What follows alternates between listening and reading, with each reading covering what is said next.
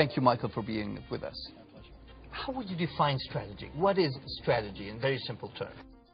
Well, in very simple terms, it's what's going to make a particular organization different and provide a competitive advantage. Basically, competition is destructive when companies are basically competing on the same thing. That forces competition to gravitate to price. Strategy is finding a different way to compete to create a different sort of value for the customer, which allows a company to prosper, to achieve superior profitability. What is not strategy? Simply implementing best practices, buying the latest machine, using the internet to communicate with your customers. There are lots of things that managers do that they have to do to actually keep making the company more productive and more efficient, and to attain the kind of latest technology and knowledge about management. All those things are a necessity, but they're not strategy. Strategy is not about doing the same thing better. Strategy is about finding that different place for the organization to deliver value. But what makes it challenging is you have to do both of these things at the same time. You got to keep assimilating best practices, but at the same time having real clarity about what's going to make you different. You wrote a book 25 years ago that has remained at the top of the list of the strategy books. What were the key messages in that book? Well, I've written a number of books about strategy. I think my first really major book on strategy was a book called Competitive Advantage, and I think the really major message of that was really how to look at the industry in which you compete, and how to think about what causes industry profitability, and how, by understanding that, a company can improve its own position. In that book, I introduced the so-called 5 forces framework, that in any industry you've got to look at the power of the customer, the power of the supplier, the barriers to entry, the threat of substitute products, and the nature of the rivalry itself, and that those 5 forces collectively define really the profit potential of any business. And this was, I think, a breakthrough in the field, because really we had no systematic way of looking at industries. The next book was a book called Competitive Advantage, in which I really talked about how to look at a company's own position and introduce the concept of the value chain. Any company, when it competes, is simply conducting a lot of activities, marketing activities, procurement activities, service activities, and so forth.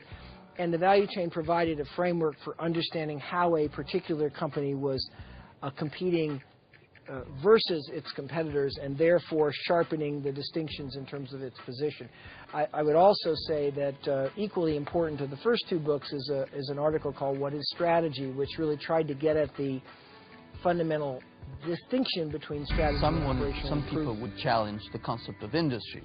Yeah. If you take, for example, this device, what industry is it? Is it a phone? Is it a computer business? Or even a restaurant? Yeah. Is it in the food business, in the entertainment business? More and more, the boundaries of industries are less clear. Would you agree with that? Well, I'd say that the boundaries of industries can certainly evolve and shift and change. I'm not sure that they're not clear. At any given point in time, by thinking about fundamental economics, we need to draw a set of boundaries at that moment. And so what we called a phone before is that industry definition is probably now a broader definition. Okay.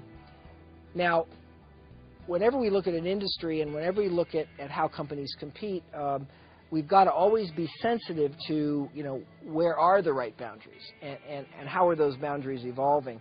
What I have found, for whatever it's worth, is that industry boundaries change less and more slowly than some authors would have us believe. Okay. Some authors would have us believe that every business is constantly restructuring itself every day, and there are some, and they tend to be concentrated in the technology space. You pulled out a BlackBerry, and I think that's a little bit of a sort of a loaded example, if you will.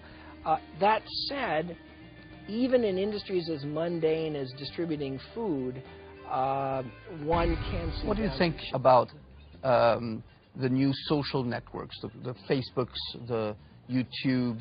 What are the implications of these phenomenon? I can tell you that they really have changed the way that young people, particularly younger people, relate and communicate with each other. And there's lots of related ideas like blogs and various other devices to communicate.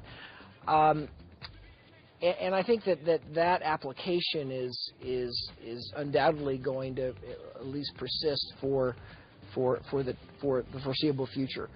What is less clear is how those forms of communication are actually going to work their way into what I would call the mainstream economy and mainstream business. Because I think that it's not clear how they connect in some very clear way to value creation or commerce, or what people will integrate into their work as opposed to their leisure time. So, or even can you read their strategy, because they don't charge? I mean, it's hard to see how they will sustain. Well, it's a little bit like the internet bubble. That is, gee whiz, look at what we can do. Look at all the people that use it. But ultimately, if nobody's willing to pay, and there's not some kind of a way of really realizing the value, then ultimately you don't have a sustainable phenomena. For every 100 internet companies, there were probably only 2 that survived, and that was because only those 2 were doing something that really could capture the value they were creating.